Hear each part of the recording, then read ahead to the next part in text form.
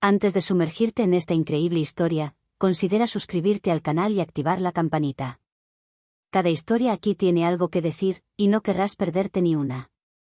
Harold Jenkins, un hombre negro de unos 75 años, caminaba lentamente por la calle principal de Chicago. Su vieja bolsa de lona, desgastada por el tiempo y los años de uso, colgaba de su hombro izquierdo, en un marcado contraste con las relucientes y modernas fachadas de las tiendas que bordeaban la acera. Cada paso que daba sobre el hormigón agrietado parecía medir la distancia entre su pasado y lo que aún esperaba conquistar. El sonido de sus zapatos resonaba débilmente en la brumosa mañana, mezclándose con el zumbido lejano de los coches y los murmullos de los transeúntes apresurados. Su paso era tranquilo, casi meditativo, pero imbuido de una determinación inquebrantable. Harold no tenía prisa, se movía con la serena pesadez de quien ha llevado una carga invisible durante demasiado tiempo. Tras sus gafas de montura gruesa, su mirada era aguda y llena de la sabiduría que solo una vida marcada por la lucha contra la injusticia y la pobreza podía forjar. Esos ojos habían visto cambiar los barrios de su juventud, calles otrora acogedoras transformadas en lugares de desconfianza, familias desplazadas, esperanzas destrozadas. Harold había vivido la segregación, las humillaciones cotidianas y la lucha por el reconocimiento. Había conocido el silencio cómplice de las instituciones, la gélida indiferencia de los bancos que cerraban sus puertas a los sueños de hombres como él. Sin embargo, a pesar de estas décadas de penurias, nunca se había dejado abatir. Llevaba en su memoria el recuerdo de su padre, James Jenkins, un hombre valiente que había invertido sus modestos ahorros en este mismo banco, en una época en la que no recibía nada. Hoy Harold caminaba hacia el primer Banco Nacional, un imponente edificio en el corazón de la ciudad, con sus paredes de mármol pulido y sus enormes y relucientes ventanales que reflejaban la luz del sol. Este banco era un templo de riqueza, un símbolo radiante de un éxito que Harold nunca había alcanzado realmente, pero con el que siempre había soñado. Cada columna, cada suelo de mármol blanco, parecía recordarle que había estado apartado, invisible a los ojos de los poderosos. En cuanto cruzaron la puerta de cristal, un escalofrío de atención recorrió la sala. El murmullo de las conversaciones se detuvo como un trueno. Todas las miradas se volvieron hacia Harold. Algunos de los clientes elegantemente vestidos arquearon las cejas con sorpresa e intriga. Varios empleados incluso se permitieron una sonrisa burlona, como si la presencia de este hombre en la vieja maleta fuera una especie de anacronismo, una intrusión en su mundo perfecto y aséptico.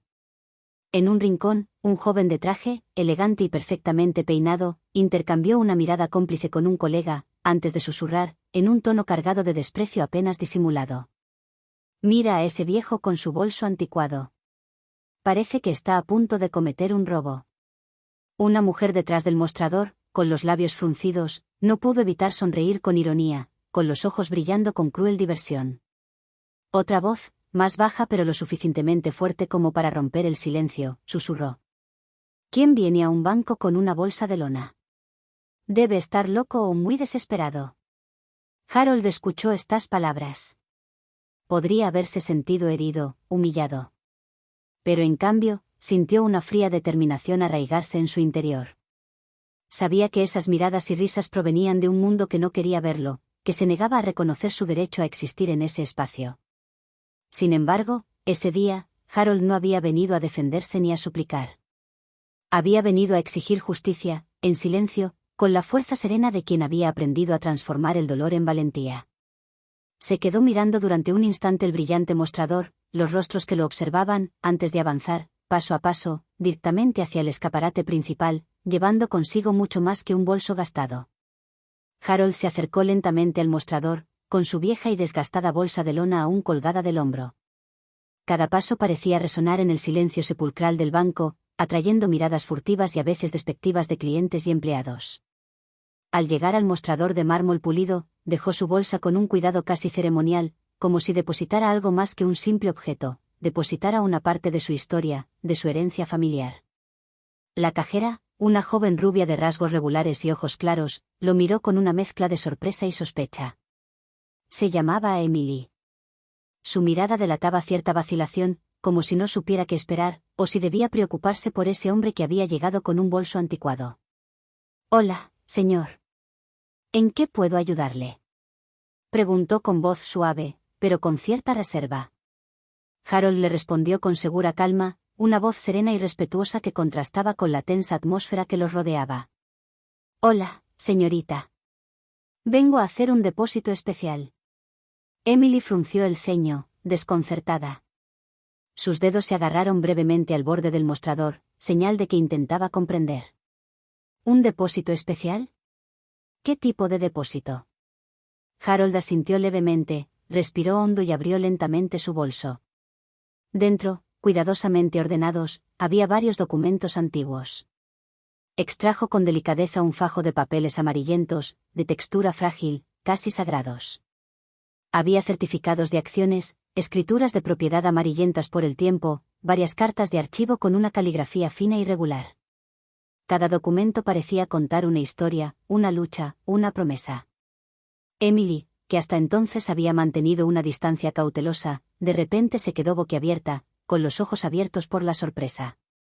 ¿Son estos títulos? Harold asintió lentamente, una leve sonrisa nostálgica iluminó sus rasgos cansados pero orgullosos. Sí, acciones. Acciones de ese banco que mi padre compró hace más de 50 años. Un silencio profundo se apoderó de la habitación. Emily, aún en shock, no sabía cómo reaccionar ante esta revelación inesperada. Sin perder un segundo, llamó al gerente del banco. Unos minutos después, la puerta de cristal del banco se abrió con un suave clic y Richard Bennett irrumpió en la sala. Un hombre de negocios de aspecto apuesto, de mediana edad claramente visible, vestía un traje gris de corte impecable, cuyo acabado sugería un marcado gusto por el refinamiento. Su cabello entrecano, cuidadosamente peinado hacia atrás, le daba a su expresión un aire serio, casi austero. Pero sus penetrantes ojos azules delataban curiosidad mezclada con un dejo de preocupación mientras caminaba con paso rápido hacia el mostrador. Al acercarse, notó los documentos extendidos sobre el mostrador, hojas amarillentas, certificados de acciones con sellos desgastados, títulos de propiedad y cartas manuscritas que parecían hablar de otro siglo. Richard entrecerró los ojos, frunció el ceño ligeramente y tomó los papeles con evidente cuidado, como si estuviera manipulando reliquias preciosas. Examinó cada documento con meticulosa atención, pasando de un papel a otro, rozando con los dedos los frágiles bordes.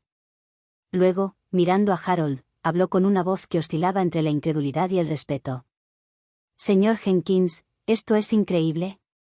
Estos valores son auténticos. Son perfectamente válidos, y hoy en día, su valor supera con creces lo que pueda imaginar. Usted y su familia poseen una auténtica fortuna».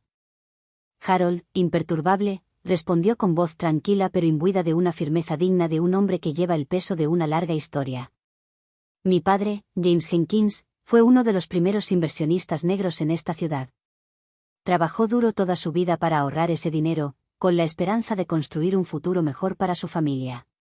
Pero, lamentablemente, nunca lo benefició plenamente, ni nos vio beneficiarnos.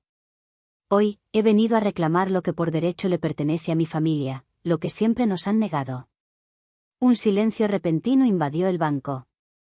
Los murmullos se calmaron, las conversaciones cesaron. Miradas que antes habían sido burlonas o despectivas se congelaron de asombro. Una atmósfera cargada de emoción llenó la sala. Incluso los clientes más indiferentes parecían fascinados por la serena dignidad del hombre. En la fila, una joven, que momentos antes se había reído al ver a Harold con su bolso, apartó la mirada, con las mejillas sonrojadas de vergüenza. Jugueteaba nerviosamente con su bolso, incapaz de sostener la mirada del hombre al que había subestimado. Richard Bennett, visiblemente avergonzado por este inesperado giro de los acontecimientos, colocó lentamente los documentos sobre el mostrador y se enderezó. Su mirada se suavizó, llena de gratitud y responsabilidad. Señor Jenkins, en nombre del First National Bank, reconocemos formalmente sus derechos y los de su familia. Esta institución tiene con usted una deuda moral, una deuda que ya no podemos ignorar. Estamos dispuestos a regularizar esta situación y restituirle lo que le corresponde por derecho. Harold asintió, con una profunda emoción y un profundo orgullo a la vez. Sabía que este gesto, por importante que fuera, no podía borrar todas las heridas e injusticias acumuladas durante varias generaciones. Pero era un símbolo poderoso, un inicio de justicia tras tantos años de abandono y silencio. En ese momento, Emily se acercó en silencio, con la cabeza ligeramente gacha y los rasgos suavizados por una mezcla de respeto y pesar. Señor Jenkins, quiero disculparme. Lo juzgué mal esta mañana y lo lamento sinceramente. Gracias por venir hoy y recordarnos lo que significa realmente la justicia. Harold le dedicó una sonrisa cálida y comprensiva, llena de sabiduría forjada por las dificultades. Lo entiendo, señorita Emily. Este tipo de prejuicios son muy arraigados y difíciles de eliminar. Pero nunca es tarde para aprender, cambiar y avanzar. Así es como construimos un futuro mejor. A medida que las miradas en el banco pasaban de la sospecha a la admiración, Harold sintió una renovada esperanza. Había venido a reclamar lo que pertenecía a su familia, pero también había sembrado una semilla de respeto y aprecio en un lugar que antes solo lo había visto como un anciano con una maleta gastada. Unas semanas después, en una radiante y fresca mañana de primavera, Harold Jenkins se encontraba en la entrada principal del First National Bank. Esta vez, ya no era un cliente más.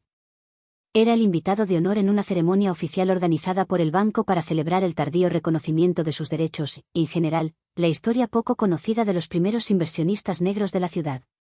El vestíbulo principal del banco estaba meticulosamente decorado, banderas estadounidenses y pancartas con los colores de Chicago ondeaban suavemente, mientras vibrantes arreglos florales enmarcaban el escenario instalado cerca de los grandes ventanales. Alrededor de Harold, un círculo de sillas estaba ocupado por representantes del banco, clientes fieles y periodistas armados con cámaras, micrófonos y blocs de notas. La sala bullía con una energía mezclada con curiosidad, respeto y una palpable dosis de emoción. Harold, vestido con un traje sobrio pero elegante, con su cabello entrecano impecablemente peinado, se sentó en el centro del escenario. Estrechó la mano de algunos presentes, entre ellos Richard Bennett, el gerente del banco, quien lo miró con sincera gratitud. Luego, con calma, se sentó frente al micrófono, listo para contar su historia.